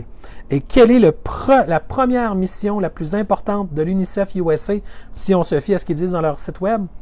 C'est l'immunisation, eux autres aussi. Eh oui, c'est les vaccins.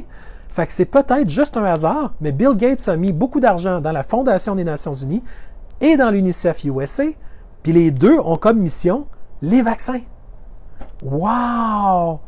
Et les deux ont des gros boutons Donate sur leur page parce qu'il faut que vous donniez généreusement aux Nations Unies et à l'UNICEF, ou en tout cas à sa fondation.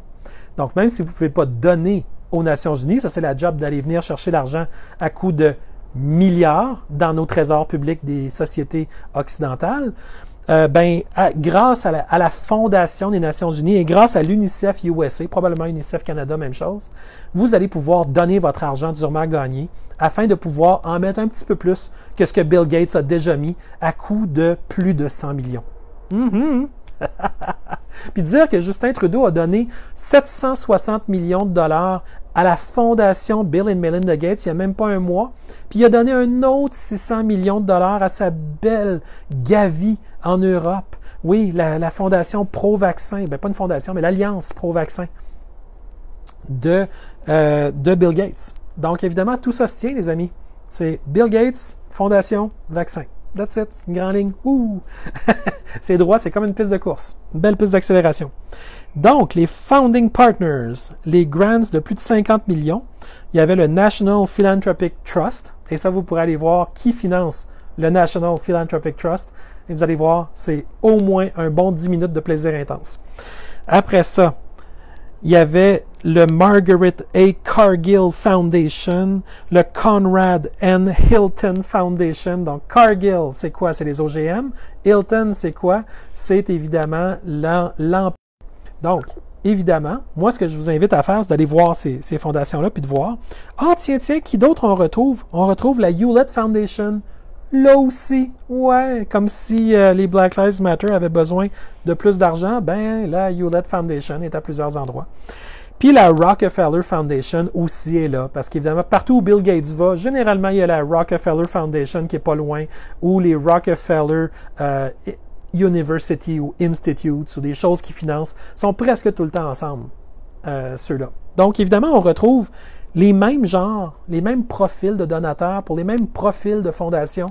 Puis tout ça est alimenté, n'oubliez pas, à l'extérieur du réseau de taxation des gouvernements.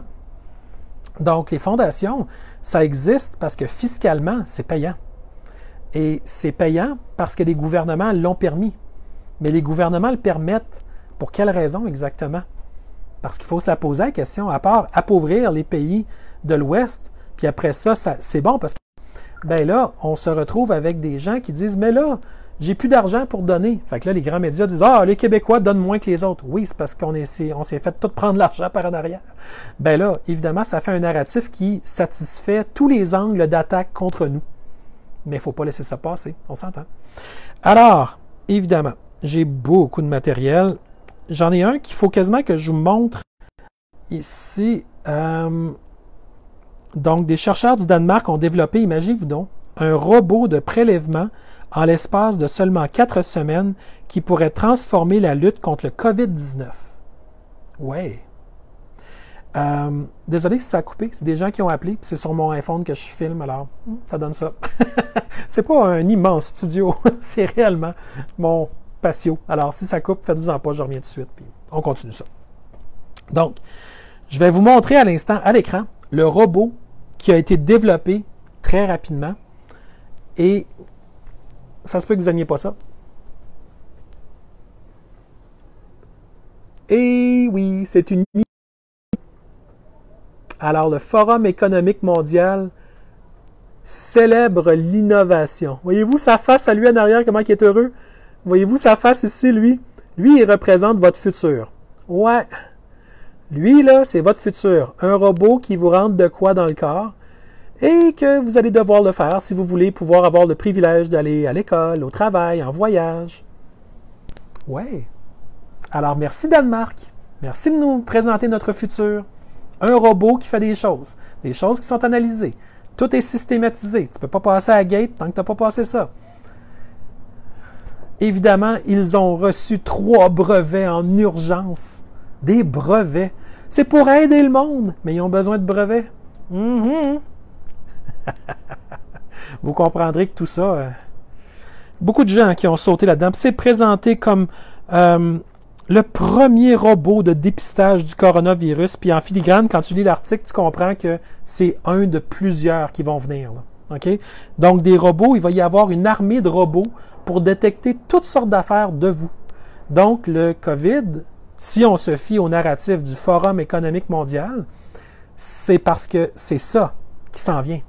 Ils vont utiliser l'argument COVID pour faire entrer dans votre vie une armée de robots qui va avoir besoin de la 5G pour être déployée partout et qui va finalement vous faire une panoplie de tests si vous voulez faire n'importe quoi qui sort de « je me suis levé, j'étais à la cuisine, je retournais à mon lit ». Dès que tu veux faire de quoi? Sortir de la maison, rentrer à l'école, aller à l'aéroport, aller au centre d'achat, rentrer au théâtre. As-tu le droit d'aller à tel restaurant? Tu t'es-tu fait swabber par le robot en rentrant? Est-ce que tu as eu le verre que tu peux me montrer sur ton iPhone pour me montrer que ton COVID Pass, il te donne la permission de venir dans mon restaurant? As-tu fait le test aujourd'hui? Tu l'as fait hier? Mais là, franchement, il est plus bon ton test. Il faut que tu ailles te le refaire faire. Le robot est à l'entrée. C'est les Danois qui l'ont créé. En urgence. Et c'est le Forum économique mondial qui l'a célébré. Ça, c'est Klaus Schwab, le fondateur du Forum économique mondial, Facebook, Google. Puis, en passant, en janvier, il y avait quelqu'un d'autre qui était là aussi. Savez-vous qui? François Legault. Il était au Forum économique mondial. Donc, pas pour dire qu'il connaissait la machine avant tout le monde, mais il a dû entendre parler qu'il allait avoir une industrie de la détection qui allait se développer. Et là, on en a la preuve, ça se développe. Alors, avec quel argent ils vont payer pour tout ça? Bien, ils vont sûrement venir voir Justin Trudeau et dire « Justin, on a besoin d'un 500 millions pour aider à freiner la propagation du COVID via des outils de diagnostic. » Avez-vous vu comment j'ai jamais dit « robot qui vous rentre un Q-tip jusque dans le fond de la gorge? » C'est le fun, hein? C'est ça, les communications. C'est d'utiliser les bons mots pour être capable de gagner des gens qui sont distraits à sa cause. Parce que quand on dit la vraie affaire, là, les gens disent « wow, minute ». Tu veux dire, il va falloir que je descende mon masque. Déjà, ça, pour certains, ça va être spectaculaire. Ils vont dire « wow, je peux vraiment l'enlever ». Retournez à Theresa Tam. Puis là, après ça, ils vont dire « mais qu'est-ce que le robot fait? Mais qu'est-ce qu'il fait? Mais qu'est-ce qu'il... » Puis là, le robot, lui, s'en donne à cœur joie. Lui, c'est rentré Enter, puis ça part. Le robot m'a blessé. Non, c'est Microsoft qui a fait le logiciel. C'est pas le cas ici, mais Dieu sait que si quelqu'un envoie cette belle nouvelle-là à Bill Gates, il va sûrement trouver quelque part dans sa tentacule où il va pouvoir faire quelque chose, lui aussi. Alors, ici, je vous en parle. J'avais plein d'autres choses que je voulais vous parler à propos du Forum économique mondial parce qu'il lâche vraiment pas. Là, ils sont avec la course au vaccin pour la COVID-19. Donc, au Forum économique mondial, la fabrication d'un nouveau vaccin est un processus long et complexe. Moi, j'arrêterais la phrase là, puis je dirais, parfait, tu viendras me voir dans 10 ans, de la même manière que le H1N1, que le H5N1, que le H3N2, que toutes les autres grippes qui ont disparu comme, quoi, 1 an après, 6 mois après, qu'on n'a plus jamais entendu parler, tu viendras me voir comme dans 10 ans. Le temps que ça prend normalement pour développer un vaccin, puis on s'en reparlera où on n'en aura plus besoin, pantoute. Mais non, ils gardent le narratif, puis ils gardent toutes les populations du monde sous une forme de prison. Donc, qui nécessite plusieurs phases de recherche et de tests afin de garantir son efficacité. L'efficacité, c'est l'attaque sur votre système immunitaire. Et son innocuité, ça c'est, on a-tu mis trop de poison, puis ça leur fait des effets qui sont visibles, ou on en a mis juste assez, puis ils ne voient pas les effets de suite, mais ça va tout le péter dans la face plus tard. Fait que, c'est ça l'innocuité. Les meilleurs standards. Les standards, c'est des chiffres qui sont gradués selon les besoins de l'industrie par le CDC, la FDA, qui on a décidé que la nouvelle dose qui était correcte pour une personne, c'est... Après ça, ils disent on dépasse pas la dose, c'est les meilleures pratiques. C'est un poison neurotoxique. Très difficile à comprendre pour certains, mais ceux qui lisent les monographies ont du fun, les mots sont marqués. Fait que c'est dur des nier. Donc, de 10 à 15 ans, vous voyez, eux autres, ils disent c'est entre 10 et 15 ans de développer un vaccin. Mais dans les paragraphes qui suivent, j'ai même pas besoin de tous vous les lire, vous savez déjà ce qui est marqué. La course au vaccin, là, c'est comme, présentement, il y a 140 vaccins de l'OMS là, qui sont en essai clinique. Donc, c'est une course folle qui a lieu actuellement. Et puis, eux autres voient ça comme un grand succès. Ouais, c'est un succès commercial. Il faut lui donner ça. Mais est-ce que c'est un succès pour vous? Ça, c'est la question que vous devez vous poser. Parce qu'eux ont répondu à leur réponse. Vous n'avez pas répondu encore à ce que vous voulez si vous ne l'avez pas fait. Parce que je le sais que la plupart qui m'écoutez, vous avez fait un choix en conscience qui ne ressemble pas à ce que les autres ont prévu au Forum économique mondial contre vous. Parce que ce n'est pas pour vous, c'est pour l'industrie, c'est pour leurs sponsors, c'est pour ceux qui financent le Forum économique mondial. Donc, la course au vaccin, si vous voulez, je vous mettrai le lien pour aller lire ça. C'est intéressant de voir à quel point, au départ, ils disent pas mal la vérité, puis après, ils essaient de tout déconstruire la vérité pour dire « Mais c'est tellement une bonne chose qu'on ne le fera pas en 15 ans ou en 10 ans. » Eh oui, les cobayes, les cobayes. Donc, la grande réinitialisation de Great Reset. Je vous en ai parlé dans un live qui a été explosif. Ça a vraiment été hot. Vous avez vraiment aimé ça. Bien là, ils reviennent avec la grande réinitialisation parce que Klaus Schwab veut réunir tous les grands de ce monde pour parler de la grande réinitialisation à nouveau en Suisse, à Davos en plus, à travers ce qui va être appelé un sommet unique pour débuter 2021. Donc, s'ils veulent pouvoir faire ce sommet-là avec un minimum de crédibilité, il va falloir que la pandémie, l'épidémie ou taux tellement faible d'infection continue. Il va falloir que le théâtre se poursuive. Il va falloir qu'avant que les gens se lèvent en disant « Ah, regarde, moi, le théâtre, là, plus capable, je me lève, je m'en vais ailleurs, regarde, j'ai autre chose à faire avec ma vie. C'est bien beau, ton théâtre, je le comprends, c'est ton agenda, c'est pas le mien, comprends-moi. Je veux vivre ma vie pleinement, dans ma plus haute réalisation. Je veux vibrer la lumière. Je veux pas me rouler dans les ombres. Ça me donne rien à moi, ça ne fait que m'enlever. Alors, bonne chance avec ton théâtre, mais il est vide. Alors, ciao, bye. Je passe les portes puis je fais autre chose. Et bien là, eux autres veulent débuter l'année 2021 pour donner un grand tour de manivelle à nouveau pour le Great Reset, parce que ça, c'est le rêve de Klaus Schwab. Le petit livre qu'ils ont vendu sur Amazon qui décrit en 228 pages, ou 280, je ne vais pas me tromper, le Great Reset, ben je l'ai acheté. Ça coûtait, je pense, 7 $ canadiens, une affaire de genre. C'était pas particulièrement cher. Mais j'ai commencé à le lire, les amis. C'est absolument... c'est terrifiant, littéralement. Je n'ai pas d'autres mots pour le dire. Je vous invite pas forcément à l'acheter parce que c'est pas quelque chose qui va vous mettre forcément de bonne humeur. Mais je peux comprendre que si j'étais un industriel et que j'avais à cœur de multiplier mes milliards, que le plan du Great Reset ferait du sens pour moi. Mais je ne suis pas cette personne-là. Et je ne comprendrai jamais les gens qui font ça contre le meilleur intérêt de tous ceux qui les entourent. Mais ça, c'est leur karma, ça leur appartient. Ce n'est ni le mien, puis je pense pas que c'est le vôtre non plus. Donc, le sommet aura lieu en janvier 2021.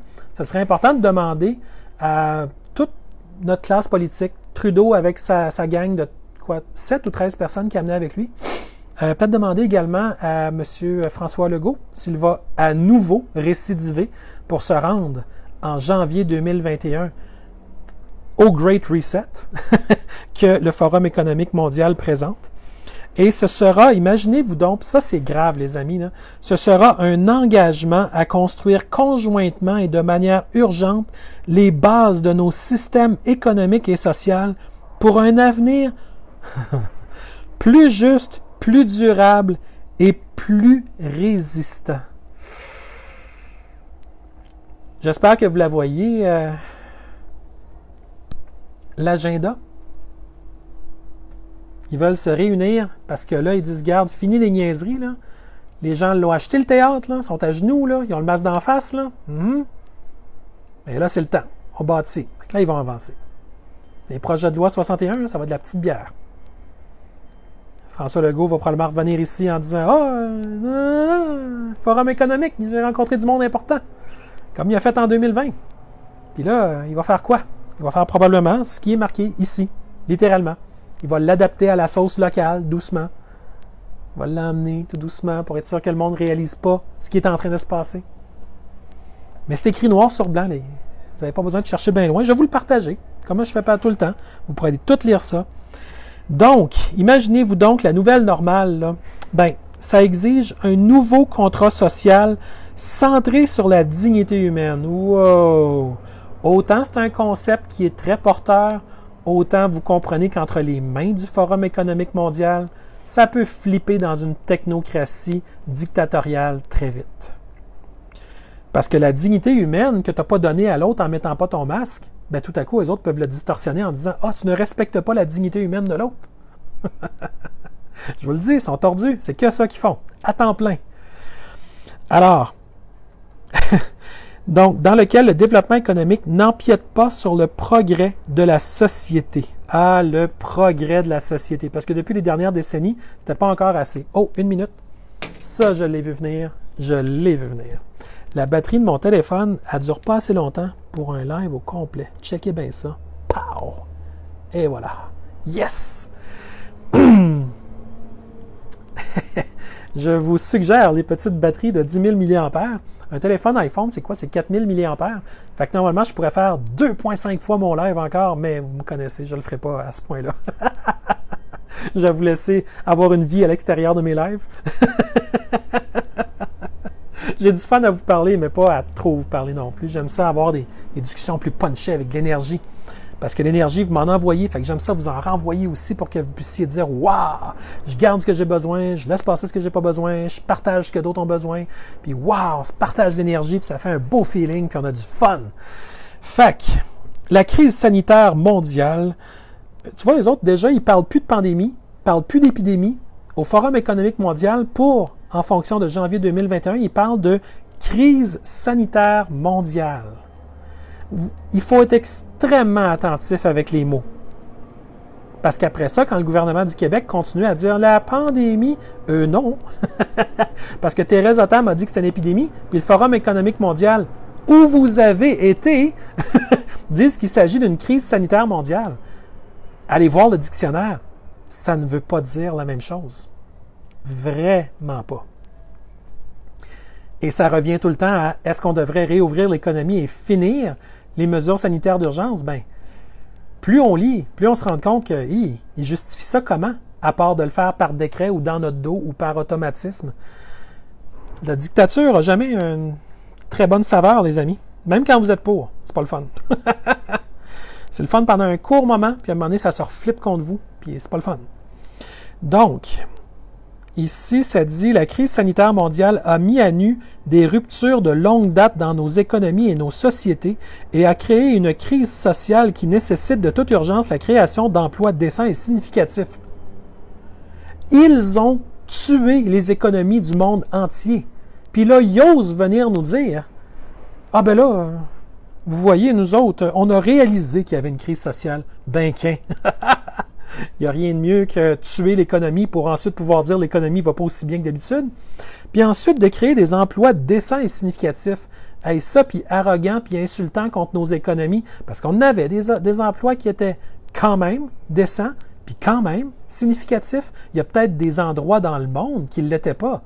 Mais généralement parlant, on avait quelque chose qui nous permettait d'exister non seulement plus en liberté que maintenant, mais également avec un potentiel de réalisation qui était plus grand. On pouvait voyager, on pouvait être capable de voir les gens et leur sourire, de créer des liens qui sont plus difficiles quand on croise des gens qui ont la moitié du visage masqué.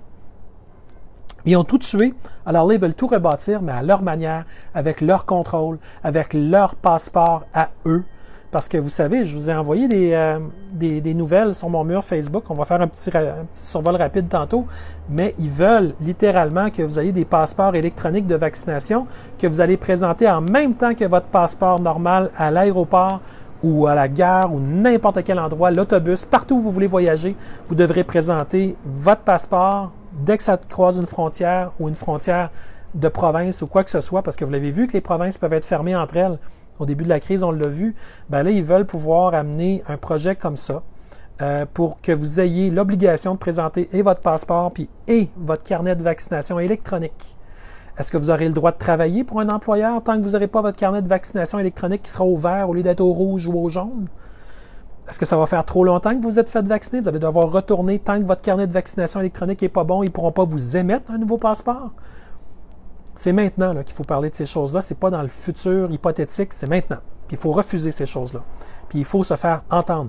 Les élus n'ont vraiment pas l'air pressés de nous écouter parce que leur staff est débordé. Puis d'ailleurs, on vous fait un beau bonjour la gang, ceux qui essayent de faire leur possible à travers tout ça. Mais sérieusement, sonnez les cloches de vos députés parce que présentement, ils sont invisibles ou encore, il y en a qui vont dans des commissions parlementaires pour dire qu'il y a des complots. Mais ce n'est pas une question de complot. C'est une question que tout ça est écrit noir sur blanc. C'est une question que de suivre simplement le fil d'actualité sans même creuser tant que ça. On trouve des choses qui sont extrêmement dissonantes. Et il faut les relever, ces choses-là. Et ce serait bien naïf de pointer le doigt vers quelqu'un en disant que c'est un complotiste ou qu'importe le nom qu'ils veulent donner à ça, alors que réellement, c'est quelqu'un qui a mis le doigt sur quelque chose qui doit être discuté. Alors ça nous appartient. Est-ce qu'un seul grand média au Québec va parler du sommet de janvier 2021, du Great Reset du Forum économique mondial? Je pense pas. C'est pas ça le plan. Le sommet se tiendra à la fois en présentiel et virtuellement. Donc, il y en a beaucoup qui n'auront pas besoin d'y aller, puis ils vont avoir tout le plan de match. Intéressant. Et mettra en relation les principaux dirigeants gouvernementaux et les chefs d'entreprise. C'est pas ça du lobbying? Puis est-ce que notre registre des lobbyistes au Québec va faire état qu'il va y avoir les principaux chefs d'entreprise et les principaux dirigeants gouvernementaux qui vont faire du schmoozing ensemble? Pas sûr, moi.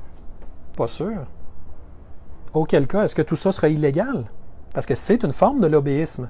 Ils disent pas le mot lobbyisme, mais c'est une forme de lobbyisme. Je vois pas qu'est-ce que...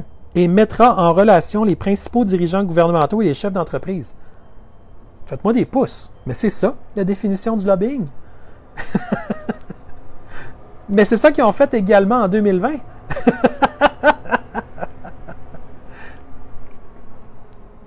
Donc, avec un réseau mondial de participants présents dans 400 villes du monde entier pour un dialogue tourné vers l'avenir et animé par la jeune génération. Ah boy, hein? Greta Thunberg, où es-tu quand on a besoin de toi?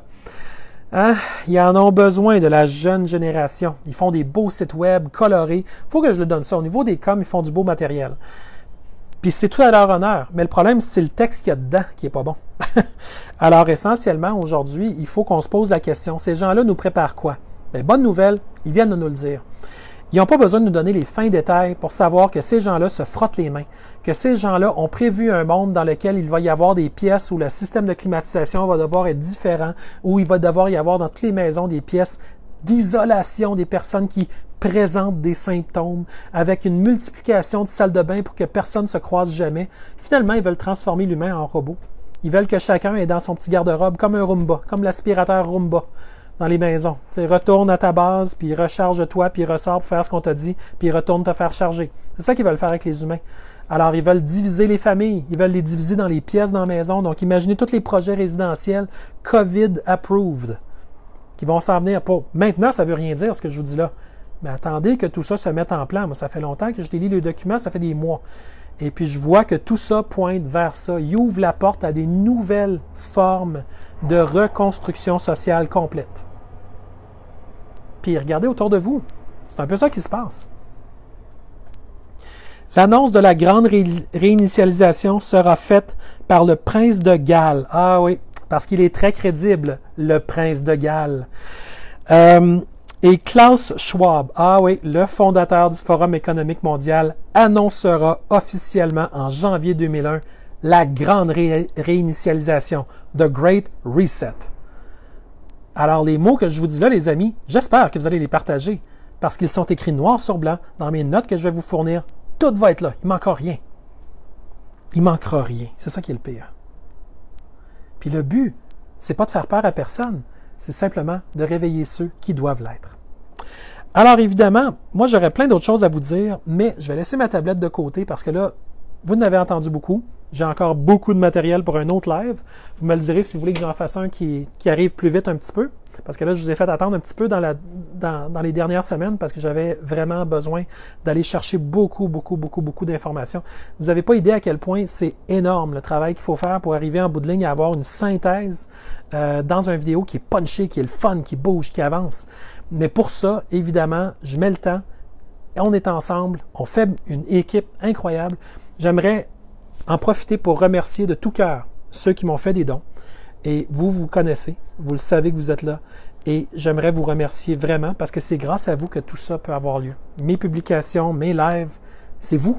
C'est vous, vous me donnez l'énergie que j'ai besoin pour grandir, pour être capable d'être là. N'oubliez pas, juste dans le réseau de la santé au Québec, il y a des centaines d'employés des communications, des centaines qui ne font que ça, relayer la propagande. Ils ne le font pas méchamment.